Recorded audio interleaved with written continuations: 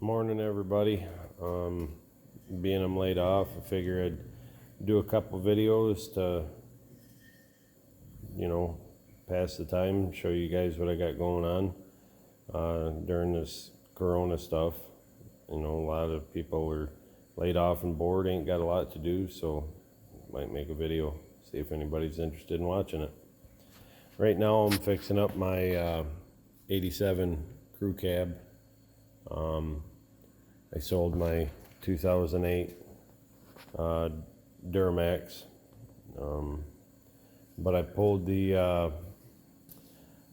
the big block out of this, and yeah, I know I would have been better off to do a come and swap, or if I get my hands on Duramax, but I already had the big block, so figured I'd make a video and show you what I got going on. Just 30 over 454. I got rid of the peanut port heads and I put a set of 049 oval ports. Didn't touch them. They're not ported or nothing like that. It's just a cheapy intake that a buddy of mine had laying around and picked up for $50. I put a comp 264 HR in it. It's 212, 218 at 50.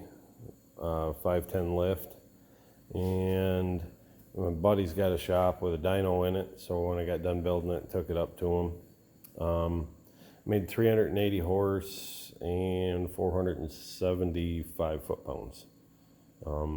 Everything happened before 4,000 RPM. 42 I think was peak horsepower, but it made torque way down in the basement, which is what I wanted for this truck anyway. Kept it super mild. It's 8-to-1 compression still, so you can run it on,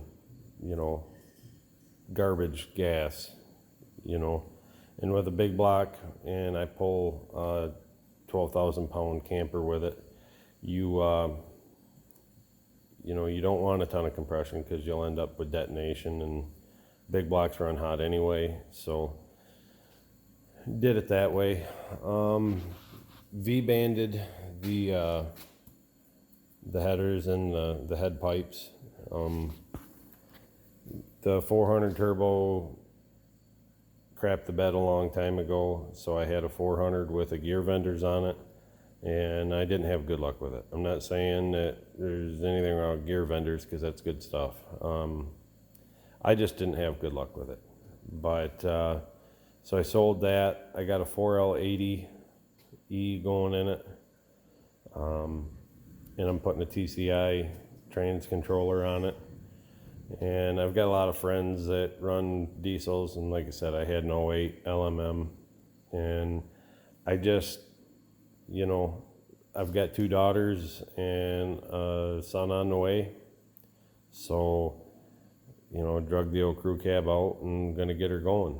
So we have the room for all of us, because my truck was an extended cab, and for long trips it was kind of a bummer anyway with 2 kids. So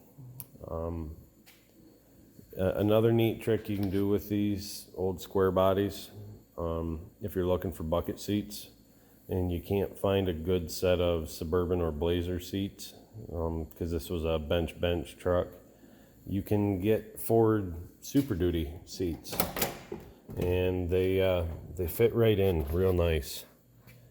You get the console, and the color isn't an exact match, but it's darn close. But dash is real nice in this truck. The headliner, I'm gonna have a headliner put in it. I'll show you how that goes, but I'll give you some updates as I go with the truck. I just like the old stuff. I'm not even a huge fan of using the training controller because it's electronic, and we go camping a lot, and it's easy to keep carbureted stuff running. Is it as efficient? No, not even close. This truck's probably going to get 6 miles a gallon. You know, it's about what it got before. But, you know, when you're looking at, like myself, I'm laid off. You know, I have a lot of friends that have brand new Power Strokes and brand new Duramaxes and brand new Cummins, and you're talking 70 to 80. You know, my one buddy's got a F350 Platinum. And by the time you pay tax and title and you're out the door, I mean, you're knocking on 90 grand. And I can't spend that money. You know, these trucks, these square bodies, they're going up in price. They definitely are. But with building the motor and doing a 4L80 and buying the truck and, you know, not counting my time, but, you know, parts and everything all in, fixing the brakes up and everything, I'm way less than 10 grand into this truck. You can buy a lot of gas for $60,000. I mean, and with everybody under lockdown, you know, right now, I think there's a lot of people could learn something from that, not having to spend a bunch of money. There's a lot of guys out there that do stuff to these, and they do it economically, and they show you how to do it. Vice Grip Garage is a great one. Derek over there, he's a smart guy and entertaining as heck. He's fun to watch.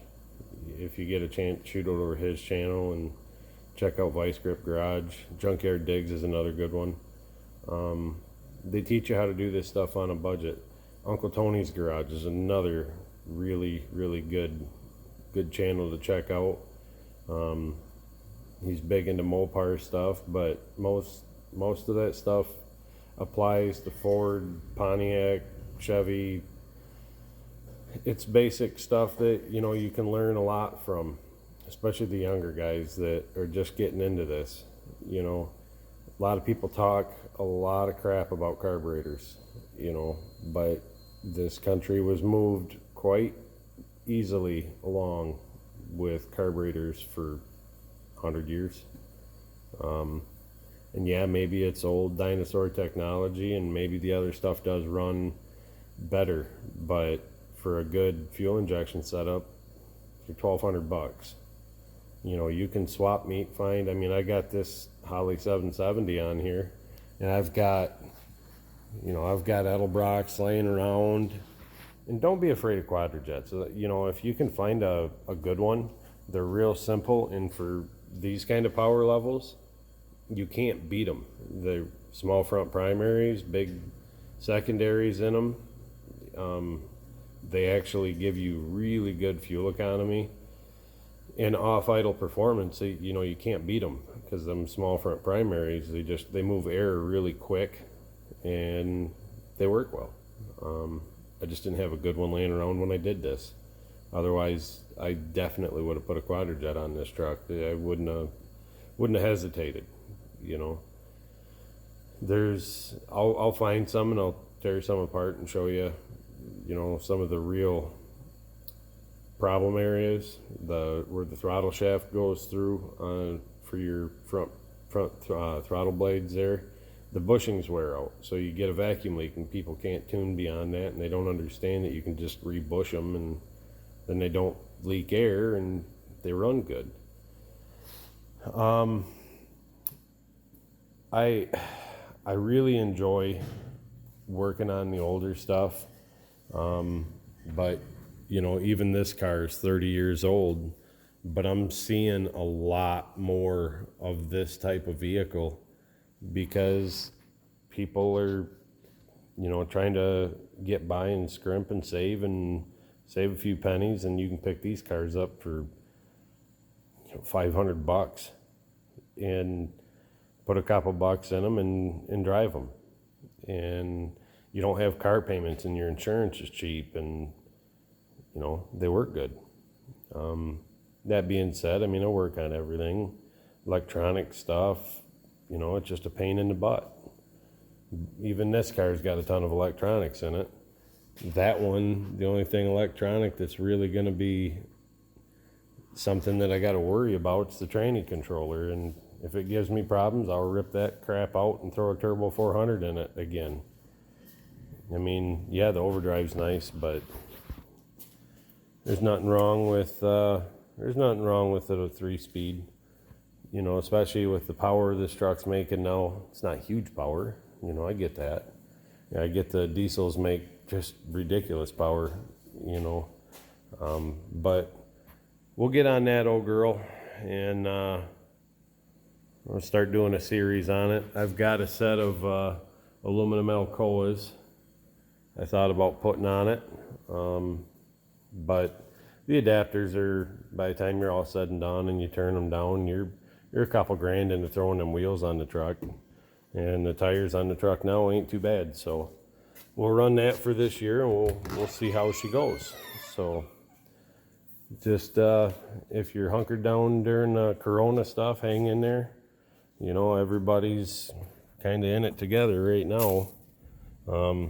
Hopefully, as we come out of this stuff in the next couple months, people